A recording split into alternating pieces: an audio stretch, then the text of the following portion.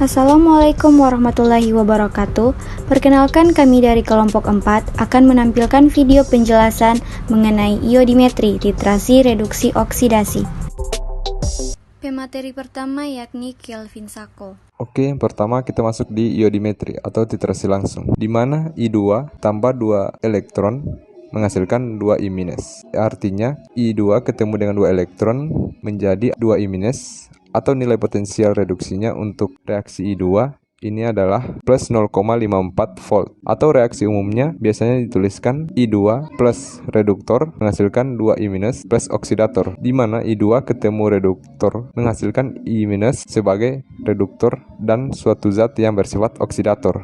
Kenapa iodimetri disebut sebagai titrasi langsung? Karena I2 bertindak sebagai larutan baku dan akan langsung bereaksi dengan reduktor atau sampel. Tetapi tidak sembarang sampel. Sampel harus bersifat sebagai reduktor atau reduktor kuat. Bagaimana dia bisa menjadi reaksi spontan atau langsung bereaksi dengan I2? Syaratnya yaitu dihubungkan dengan nilai potensial selnya supaya reaksi langsung ke arah kanan secara spontan. Maka itu tadi sampelnya harus merupakan zat reduktor kuat atau mempunyai potensial reduksi lebih rendah dari plus 0,54 volt. Contoh sampel yang bersifat reduktor kuat yaitu vitamin C, tiosulfat, arsenit, sulfida, dan sulfit. Yang berikut ada efek keasaman larutan. Dalam titrasi iodimetri nanti akan ada efek keasaman larutan agar reaksi terjadi secara spontan. Yang pertama ada pH rendah, pH netral, dan pH tinggi. Di pH netral terdapat data I2 ditambah dengan reduktor akan menghasilkan I-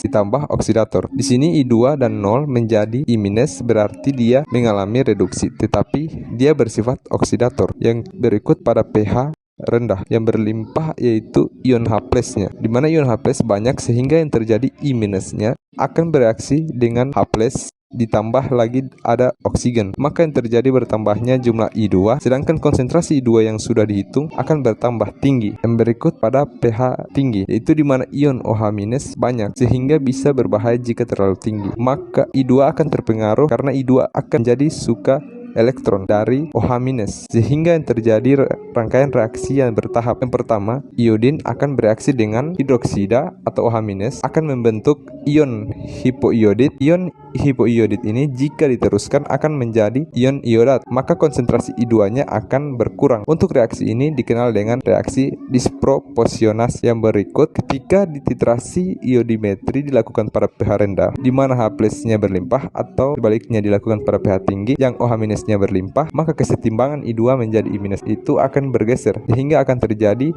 pergeseran konsentrasi larutan baku yang berbahaya pada titrasi iodimetri, hingga konsentrasi molaritas ataupun normalitas dari I2 yang sudah dilakukan tadi akan berubah. Maka iodimetri bisa dilakukan pada kondisi seperti berikut, yaitu dua cara: dalam kondisi netral ataupun sedikit asam. Jika sampel bersifat reduktor kuat, maka dilakukan dalam suasana netral karena akan terjadi reaksi spontan. Sedangkan jika sampel bersifat reduktor lemah, maka boleh ditambahkan sedikit asam. Selanjutnya materi akan dilanjutkan oleh Fadilia Eka Pratiwi Jamaluddin. Jadi sudah kita ketahui kalau iodimetri itu harus menggunakan larutan baku iodium. Cara pembuatan larutan baku iodium 0,1 N atau 0,05 M sebanyak 1000 ml. Yang pertama dilakukan yaitu ditimbang terlebih dahulu 18 gram Ki dan dilarutkan dalam 25 ml aquades. Kemudian ditimbang seksama 12,6 gram iodium. Nah, kemudian dimasukkan larutan iodium ke dalam larutan Ki sedikit demi sedikit sampai larutan masuk ke dalam Erlenmeyer, tertutup dan digojok. Kemudian diencerkan dengan aquades sampai 1000 ml sampai tanda batas. Lalu disimpan dalam wadah gelap dan tertutup rapat.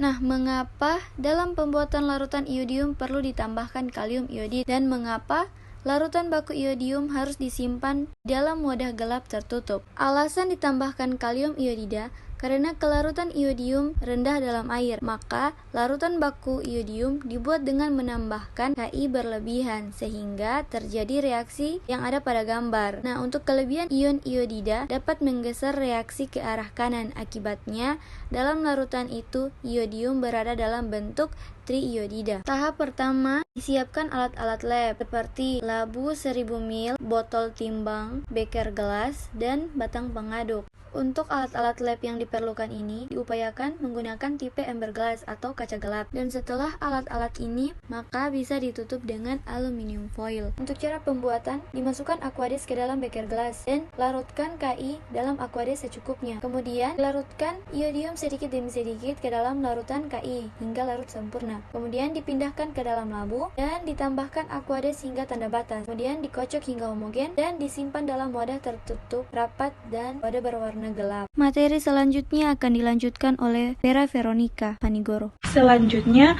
mengapa larutan baku iodium harus disimpan di dalam wadah gelap tertutup? Hal ini dikarenakan I2 mudah teroksidasi dengan adanya cahaya dan oksigen dari udara bebas, membentuk ion iodat, seperti reaksi berikut. I2 tambah 3O menghasilkan 2IO3-. Proses pembakuan. Larutan baku primer, larutan yang dibuat dari zat yang memenuhi syarat-syarat tertentu, yaitu memiliki tingkat kemurnian yang tinggi, kering, stabil, tidak higroskopis, mudah larut dalam air, mempunyai massa ekuivalen yang tinggi. Jika tidak memenuhi, maka larutan baku sekunder menjadi pembakuan atau standarisasi menggunakan larutan baku primer. Selanjutnya akan dilanjutkan oleh Dian Anggraini Salasa. Selanjutnya, proses pembakuan ini menggunakan natrium tiosulfat dan kalium bromat. Pada proses pembakuan ini memiliki 2 kali proses pembakuan. Pertama, dibuat larutan kalium bromat, lalu dipakai untuk membakukan larutan tiosulfat, lalu dipakai larutan natrium tiosulfat untuk membakukan larutan iodin atau iodium. Lalu larutan baku boleh dibakukan ketika larutan tersebut sudah bersifat larutan baku sekunder. Selanjutnya, aplikasi titrasi iodimetri. Aplikasi titrasi iodimetri menggunakan vitamin C. Vitamin C atau analit harus berada di dalam Erlenmeyer sehingga reaksi ini bisa terjadi. Selanjutnya akan dilanjutkan oleh Fitrianingsi Umar. Di indikator yang sering digunakan adalah kanji atau amilom. Kanji dengan adanya iod akan memberikan kompleks berwarna biru kuat. Penambahan kanji dilakukan sebelum titrasi. Kepekatan warna kanji akan berkurang dengan kenaikan suhu larutan dan adanya pelarut organik. Amilom atau kanji tambah I2 kelebihan, hasilnya iod amilom biru. Hasilnya yang digambar ini adalah nyaris endepoint. Endepoint warna biru bergantung konsentrasi lewat endepoint. Pemateri terakhir yakni Sherlyn Kama. Selanjutnya ada kelemahan titrasi iodimetri. Pada penggunaan iodium untuk titrasi, ada 2 sumber kesalahan yang perlu diperhatikan. Yang pertama, hilangnya iodium karena mudah menguap. Yang kedua, iodida dalam larutan asam mudah dioksidasi oleh udara dan cahaya. Penguapan dari iodium dapat dikurangi dengan adanya kelebihan iodida karena terbentuknya ion triiodida. Untuk penyimpanannya yaitu disimpan dalam wadah gelap dan tertutup rapat. Sekian dan terima kasih. Itulah penjelasan mengenai materi iodimetri dari kelompok kami. Wabillahi taufiq wal hidayah. Wassalamualaikum warahmatullahi wabarakatuh.